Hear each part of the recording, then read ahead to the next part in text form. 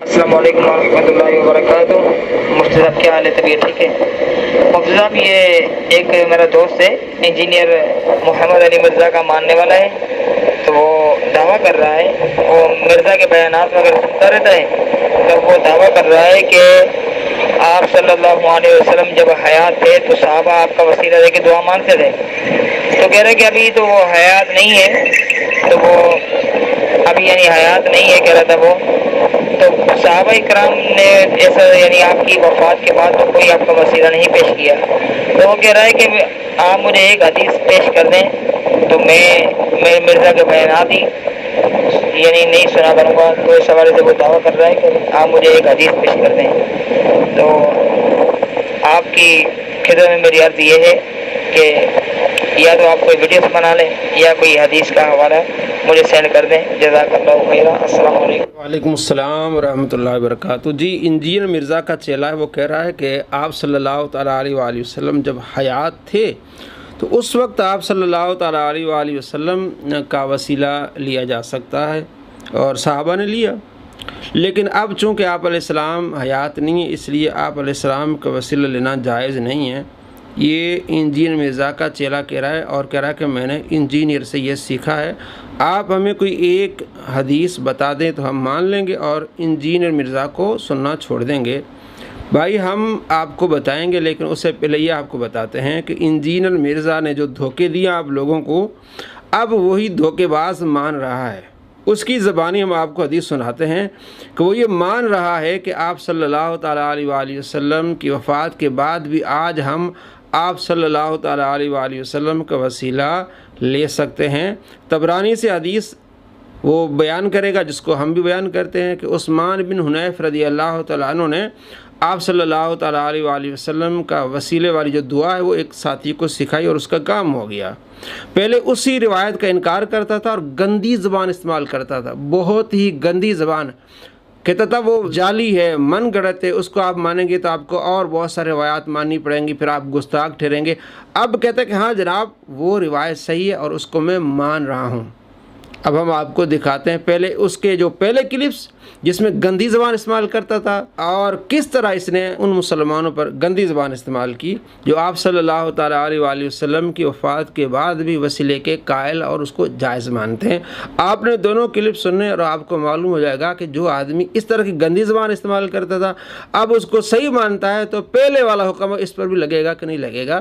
ایسے جاہلوں کے جب بندہ کوئی پیچھے جائے گا وہ خود گمراہ ہوگا اور دوسروں کو گمراہ کرے گا۔ ذرا دیکھیے۔ دعا کا وعدہ کیا، پھر اس نے یہ دعا کی کہ آپ صلی اللہ علیہ وسلم کی دعا میرے حق میں اے اللہ قبول فرما دے۔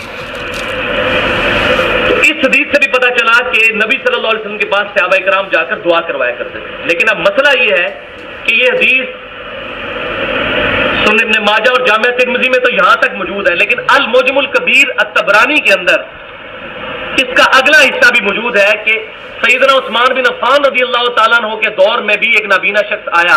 اچھا، اس نابینا شخص نے جب یہ دعا کی تو اس کی پھر بینائی واپس آ گئی الحمدللہ۔ تو سیدنا عثمان کے دور میں یہ طبرانی کے اندر موجود ہے، ایک نابینا شخص آیا تو سیدنا عثمان نے اس کو یہی دعا تعلیم فرمائی اور پھر اس کی بھی بینائی واپس آ گئی۔ لیکن یہ والا جو پورشن ہے یہ صحیح سند کے ساتھ ثابت نہیں۔ اس کی وجہ یہ ہے کہ اس حدیث میں ایک راوی ہے عبداللہ بن وہب، جو راوی تو ثقہ ہے لیکن وہ مدلس ہیں اور ان سے روایت کر رہے ہیں، اور یہ پیٹ رول ہے محدثین کا کہ مدلس کی ان والی روایت ضعیف ہوتی ہے جب تک سما کی تصریح موجود نہ ہو۔ لہذا یہ اگلا پورشن جس کو سہارا بنا کر آپ صلی اللہ علیہ وسلم کی وفات کے بعد بھی اس طرح کی دعاؤں کو استعمال کیا جا رہا ہے وہ غلطی پر مبنی ہے، وہ پورشن ہے ہی ضعیف، اور مدلس کی ان والی روایت ضعیف ہوتی ہے۔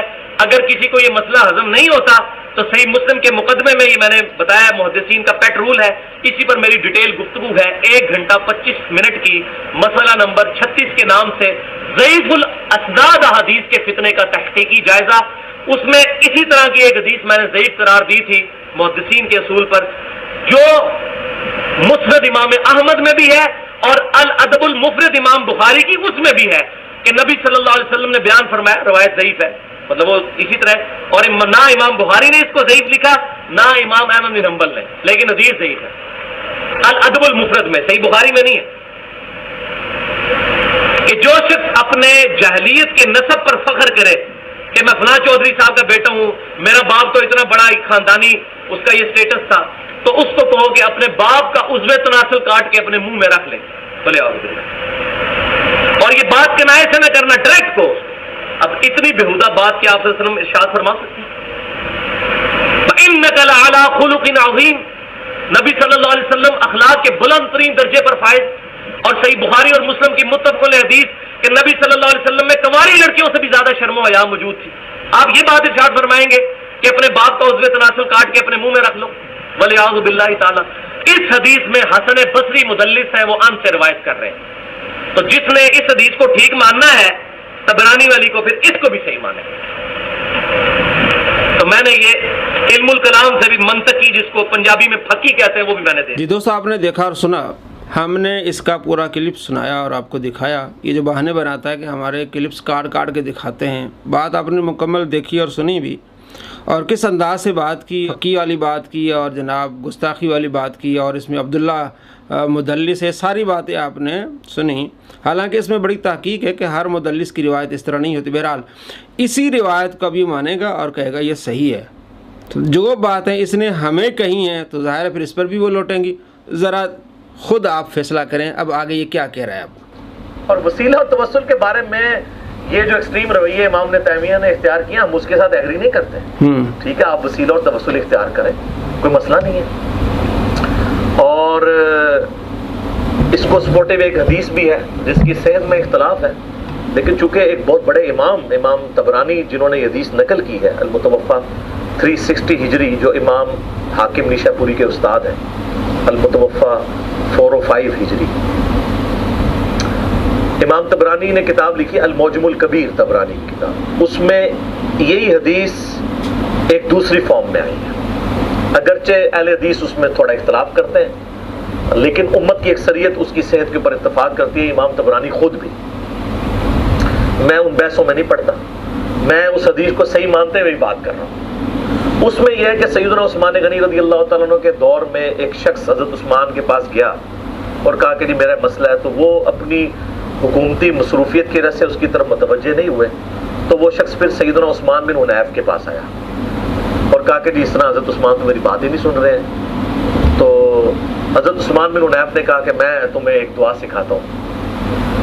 میں نبی علیہ السلام کی خدمت میں موجود تھا، ایک نابینا شخص آیا تھا، اس کی بھی حاجت کا مسئلہ تھا، تو اس کو بھی دعائے حاجت نبی علیہ السلام نے تعلیم فرمائی تھی، تو وہی دعا میں تمہیں سکھاتا ہوں۔ تو انہوں نے یہی والی دعا، اے اللہ میں تیرے نبی کے وسیلے سے تیری طرف متوجہ ہوتا ہوں، اور اے اللہ کے رسول میں آپ کے وسیلے سے اللہ کی طرف متوجہ ہوتا ہوں، اے اللہ میرے نبی کی شفاعت میرے حق میں قبول فرما۔ جی دوستو، آپ نے دیکھا اور سنا کہ حضرت عثمان غنی رضی اللہ تعالیٰ کے زمانے میں یہ دعا 1185 نمبر روایت ہے ابن ماجہ میں، جس میں آپ علیہ السلام نے اپنا وسیلہ سکھایا ہے۔ تو اب یہ مان رہا ہے کہ عثمان غنی رضی اللہ تعالیٰ عنہ کے زمانے میں بھی آپ صلی اللہ تعالیٰ علیہ وآلہ وسلم کا وسیلہ لیا جاتا تھا، صحابہ سکھاتے تھے۔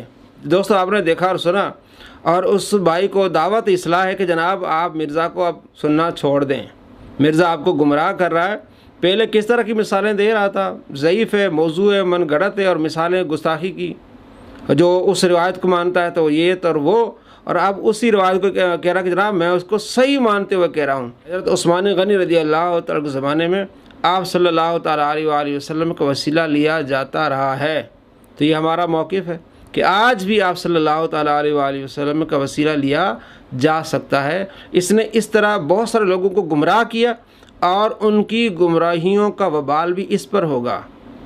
اللہ کریم ایسے گمراہوں سے بچائے، ایسے جاہلوں سے بچائے جو پہلے اس طرح کی زبان استعمال کرتے تھے، اب وہ مان رہے ہیں۔ السلام علیکم ورحمۃ اللہ وبرکاتہ۔